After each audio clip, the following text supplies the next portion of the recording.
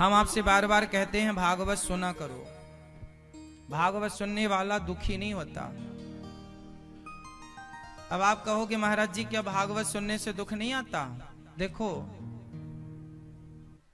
होता क्या है, बारिश तो होती है, बारिश के मौसम में पानी तो बरसता है, पानी सबको गीला भी करता है, पर पानी से वो लोग बच जाते हैं जिनके हाथ में छतरी होती है ना। आप बाहर निकलते हैं बारिश में तो छाता लेकर जाते हैं, जिसके हाथ में छाता है।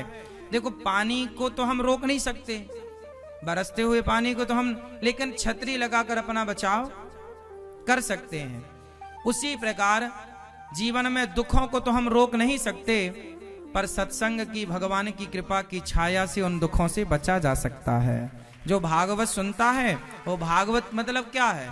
छाया, कृपा की छतरी। इसलिए जो भागवत सुनता है वो भगवान की कृपा की छतरी के कारण दुखों से, दुख तो आते हैं, आएंगे ही आएंगे, लेकिन भगवान कृपा करते हैं। देखो युद्ध हुआ महाभारत का, उस युद्ध में दो पक्ष लड़े, पांडव और कौरव। दोनों पक्ष लड़े तो एक पक्ष का तो सर्वनाश हो गया और एक पक्ष का बाल भी बांका नहीं हुआ। बात समझ में आ रही? लड़ेंगे दोनों। हम ये ना सोचें कि नहीं जी हम तो सत्संगी हैं, भागवत सुने तो हमारे पास इतना दुख क्यों आया। अब कुछ लोग कहते हैं महाराज जी हम सबका भला करते हैं, हमारे साथ बुरा क्यों होता है, हम बहुत दुखी हैं। अरे भाई आप सबका भला कीजिए, लेकिन आप दुखों से घबराइए मत। महाभारत का युद्ध जब हुआ तो दोनों पक्षों पर संकट आया, कौरवों पर और पांडवों पर, लेकिन भगवान ने पांडवों की भरपूर रक्षा की और पांडवों को अंत तक बचाए रखा। दुख तो पांडवों के जीवन में भी आए, 12 साल का वनवास हुआ, 1 वर्ष का अज्ञातवास हुआ, पर देर सवेर विजय मिली।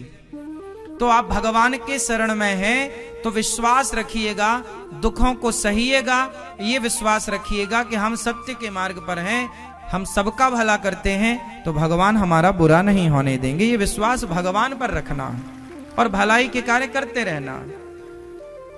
तो कृपा की छाया पांडवों को मिल गई।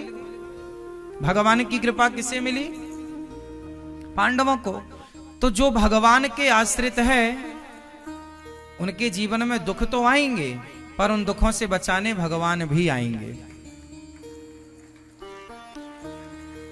बहुत बड़ा संकट जरा में टल जाता है।